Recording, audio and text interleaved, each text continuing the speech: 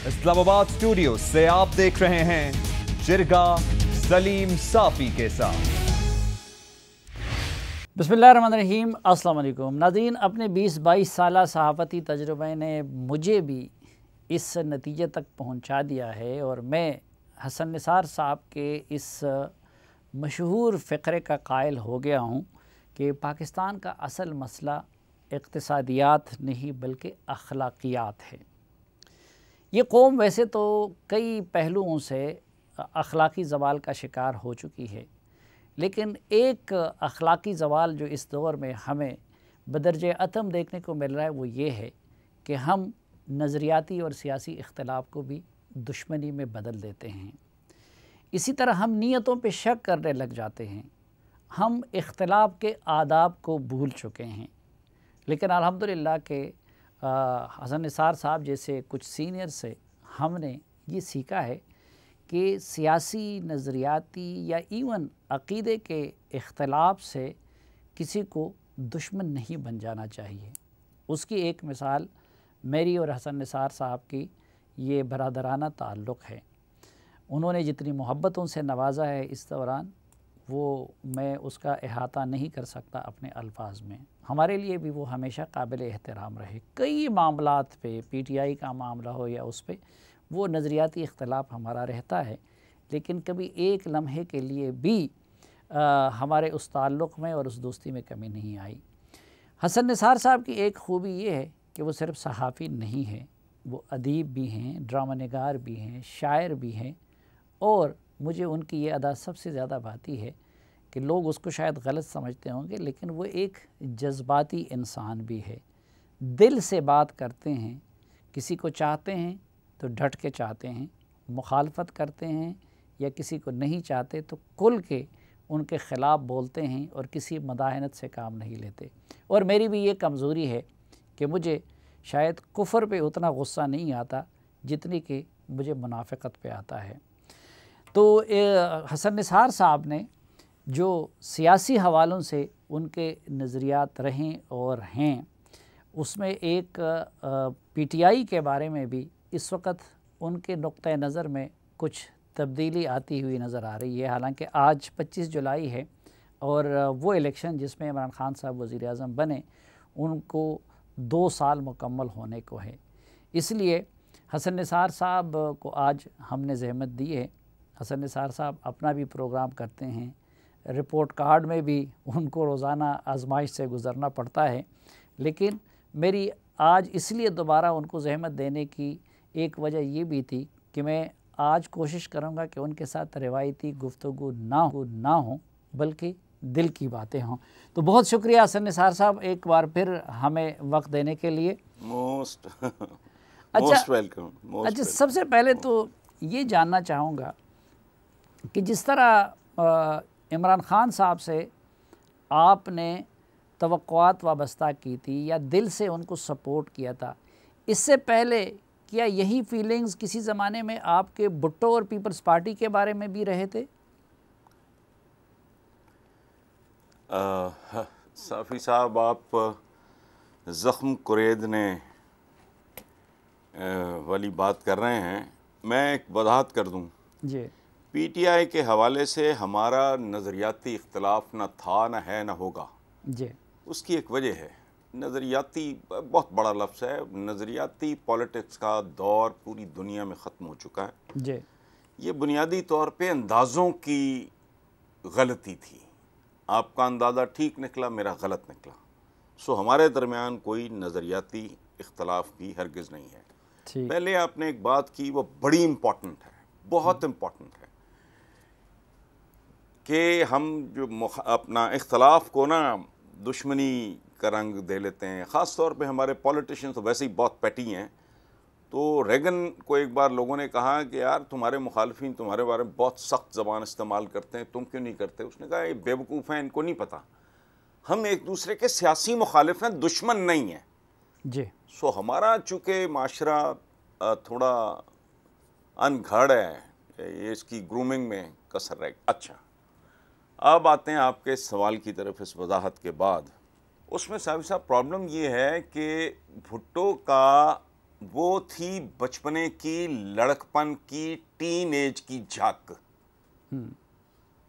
Teen age کا ایک romance تھا، اس کو اس کے ساتھ آپ کمپیئر کر نہیں سکتے۔ یہ ہے بڑھاپے کی جھک یا ادھیڑ عمری کی جھک کہہ لیں آپ، ہیل آف اے ڈفرنس۔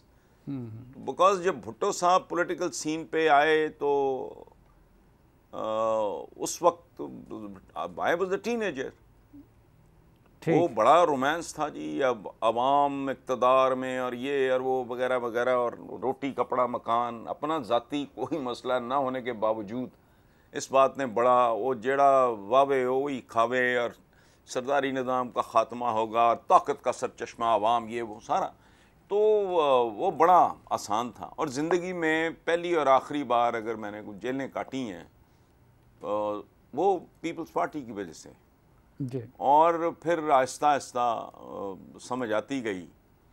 میں نے ٹوک اوور ان کا جو خاندان کا اپنا ذاتی اخبار ہے مساوات، اور زیادہ میری جب میں نے قربت ہوئی اور میں نے دیکھا، میں نے کہا نہیں یہ تو کام ہی اور ہے۔ اس کے بعد آپ کے سوال کا اصل جواب یہ ہے کہ پی ٹی آئی کی طرف اٹریکٹ ہونے کی، ہیرو ورشپ پہ تو میں ویسے ہی لعنت بھیج نہیں حسن صاحب، پی ٹی آئی کی طرف بعد میں آتے ہیں۔ میں قطع کلامی معاف، اگر پیپلز پارٹی سے آپ بھٹو کی زندگی میں ہی مایوس ہو گئے تھے، یا اس کے بعد آپ کو بے نظیر بھٹو صاحب نے مایوس کیا، یا کہ زرداری صاحب نے آپ کو اس ایکسٹریم اوپینین تک پہنچا دیا؟ بڑی خوبصورت بات کی ہے، اور آپ نے بڑی اس کو خوبصورتی سے تقسیم بھی کر دی ہے۔ میں بھٹو صاحب کی پھانسی کے بعد تک بھی، جی، حتیٰ کہ جب 1986 ہے غالباً، جب بے نظیر بھٹو تشریف لائیں ہیں پاکستان میں نے ایک ڈیکلریشن تو مجھے مل نہیں سکتا تھا میگزین کا، وہ ایک فلمی سا پرچہ تھا اسٹوڈیو، میں نے اس کے مالک سے مل کے اس کا نام چینج کرایا۔ میں نے کہا اسٹوڈیو تو بڑا گھٹیا سا نام ہے، زنجیر کے نام سے، اور یہ سلوگن ہمارا تھا، چاروں صوبوں کی زنجیر۔ جی، تو وہ میرے اوپر وہ جو دورہ تھا وہ جاری رہا محترمہ کی موجودگی تک، بلکہ پہلی وزارت ان کی پہلی ٹرم تک جاری رہا۔ اس کے بعد جب دیکھیں بات سنیں، جب کوئی بندہ کسی سلسلے میں بدنام ہوتا ہے تو ممکن ہے رائی کا پہاڑ بن رہا ہو، لیکن رائی ضرور ہوتی ہے۔ Where there is smoke there is fire۔ جب یہ بدنام ہونا شروع ہوئے نا، ایک تو یہ ہے کہ ان کا بھی پرابلم تھا، وہ ڈیلیور نہیں کر پائیں محترمہ، وجوہات کیا ہیں وہ بہت لمبی تفصیل ہے۔ اس کے بعد جب سین میں زرداری صاحب انٹر ہوتے ہیں تو پھر وہ آپ کو پتہ ہے اس میں ایک ایلیمنٹ آف پروپیگنڈا ڈیفینیٹلی تھا، 10% اور یہ اور وہ وغیرہ، لیکن میں نے جس طرح کے لوگ دیکھے، اس سے پہلے تو ہم نہ 3 میں تھے نہ 13 میں تھے، لیکن جب میں نے زنجیر شروع کیا، حالانکہ منتھلی جرنلزم میں تو ریکگنیشن مل گئی تھی دھنک کے ساتھ ہی، جب ان کو قریب سے دیکھا تو میں نے کہا یہ تو وہ مٹیریل ہی نہیں ہے، ہم کس کے لیے دیوانہ۔ اس کے بعد میں نے بے نظیر اور نواز شریف کو، اگر آپ پرانی فائلز اٹھا کے دیکھیں خبریں کی، جی 27 سال 28 سال پرانی، تو آئی ٹک دیم آن۔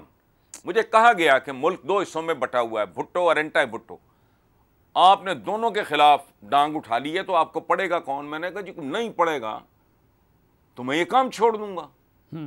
لیکن چونکہ میں کنونسڈ ہوں کہ یہ دونوں بوسہ مر گئے اس ملک کے لیے، بی بی ہے، بابو ہے، ایک چھری ہے، ایک چھرا ہے، ایک کھڈا ہے، کھائی ہے، یہ میں کالمز اپنے پرانے ان کے حوالے دے رہا ہوں آپ کو۔ ہاں، یہ تو وہ دور ہے جس دور سے ہم نے بھی آپ کو ریگولرلی پر پڑھنا شروع کیا تھا۔ یہ بھٹو اور عمران خان کے علاوہ پاکستانی سیاستدانوں میں یا سیاسی جماعتوں میں کوئی اور ایسا آپ کو نظر آیا جنہوں نے آپ کو اٹریکٹ کیا ہو، یا آپ نے ان سے کسی خیر کی یا ملک سدھارنے کی توقع وابستہ کی ہو؟ جی، میں اس کا پہلے میں یہ ذرا مکمل کر لوں 1-2 جملوں میں۔ تو بنیادی طور پہ میں کہتا تھا کہ ایک لوٹ مار کا صنعتی چہرہ ہے، انڈسٹریل فیس لوٹ مار کا، دوسرا فیوڈل چہرہ ہے لوٹ مار کا، یہ آن ریکارڈ ہے سارے کالم میں، کوئی ڈرائنگ روم گپ شپ کی بات نہیں کر رہا۔ اچھا، تو ان کے بارے میں نفرت میرے اندر بڑھتی گئی. اچھا ان کی ظاہر ہے نفرت کا نشانہ میں بنا ان دونوں کی جی اور میں اس کو فیس کرتا رہا. وہ سنو بالنگ ہوتی گئی نفرت کی. ٹھیک. جب عمران آیا ہے تو مجھے محمد علی درانی آپ کے بھی دوست ہیں, بھائی ہیں, میرے بھی بھائی ہیں, دوست ہیں. جی ایک فنکشن میں ہم اکٹھے تھے. I was the second last speaker. تو مجھے درانی صاحب آئے تو کہتے ہیں کہ اچھا میں اپنا تقریر کر کے چلا گیا. تو مجھے درانی صاحب نے کہا کہ عمران خان ملنا, تب ان کی بڑی پاسبان فنڈ ریزنگ یہ وہ ان کی بڑی قربت تھی, جی ملنا چاہتا ہے. میں نے کہا اچھا مل لیتے ہیں.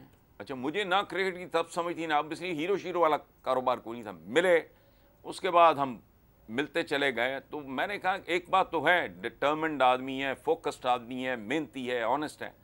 اچھا اس سے کوئی توقع سے زیادہ میری وہ نفرت تھی, ٹو ٹیل یو آنیسٹلی. یہ شاید یہ بات میں پہلی بار کر رہا ہوں. میں ان سے اتنا اکتا گیا اور اتنا متنفر تھا دونوں سے, پیپلز پارٹی اور نون لیگ سے. جی مجھے ان کی بنیاد سے نفرت تھی, مجھے ان کی کنسٹرکشن سے, مجھے ان کی حیت سے نفرت تھی. اچھا میں نے کہا یار شاید وہ ادھر ہی کو لوگوں کا بھلا بھلا ہو جائے. پھر ایک فیز آیا اگر آپ کو یاد ہو, جی جب یہ این جی او ٹائپ لوگوں میں when he was surrounded by, میں ان کے نام کیا لینے ہیں, وہ لوگ دنیا بھی بھول گئی ان کو, ایک خاص طرح کے لوگ تھے این جی او ٹائپ لوگ. وہ اچھے تھے لیکن وہ اسٹیٹس کو کے لوگ تھے. تو I walked out of P T I اور میں نے اگین وہی کام ان کے بارے میں بھی شروع کر دیا. اچھا پریڈکٹ کی ایک دو چیزیں وہ بالکل اسی طرح ہوئیں. کوئی ایک آدھ سیٹی ان کو ملی. یہ بڑی توپیں شوپیں چلا رہے تھے ان کے جو لوگ تھے. ان کا خیال تھا پتہ نہیں کیا انقلاب آ جائے گا, عمران آئے گا تو پتہ نہیں سارا کچھ ہی الٹ پلٹ ہو جائے گا. ایسا کچھ نہیں ہوا. جو میں پریڈکٹ کر رہا تھا ہوا. تو مجھے حفیظ اللہ نیازی مجھے اب بھی یاد رکھ گئے, عمران ملنا چاہتا ہے. میں نے کہا میری تو ذاتی دشمنی, چونکہ عمران کی ذات کے بارے میں نے کبھی کوئی بات نہیں کی. بلکہ اس زمانے میں ہوتے تھے ہمارے ایک ریٹائرڈ میجر تھے, وہ کالم لکھتے تھے, نام ستارہ جرت میں ان کو ملا ہوا تھا, جی ڈیتھ ہو گئی ان کی. انہوں نے شوکت خانم کے بارے میں ایک دو کالمز لکھے. تو میں ان کو بھی I decided to take him on also. میں نے کہا یہ نہیں ہے, میں تو ایک خاص طرح کا جو ایلیمنٹ پی ٹی آئی میں اکٹھا ہو گیا, مجھے تو اس سے چڑ چڑی ہے. اچھا اس کے بعد پھر نارملائزیشن ہو گئی. پھر جیسے جیسے عمران کا وہ جتنا وہ ایکٹیو تھا اتنا ہی میں ایکٹیو ہو جاتا تھا. یہ رہا. امید تھی, توقع تھی.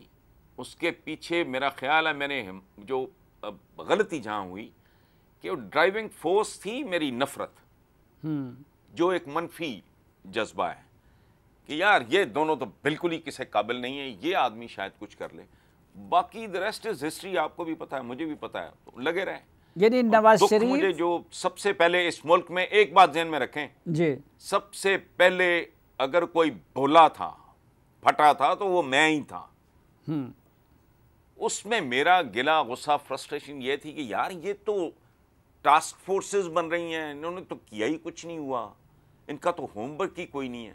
سو that was a great disappointment کہ یار یہ تو بغیر کسی ہوم ورک کے اتنا بڑا کام آپ کرنے چلے ہو, تیاری آپ کی ہے کوئی نہیں.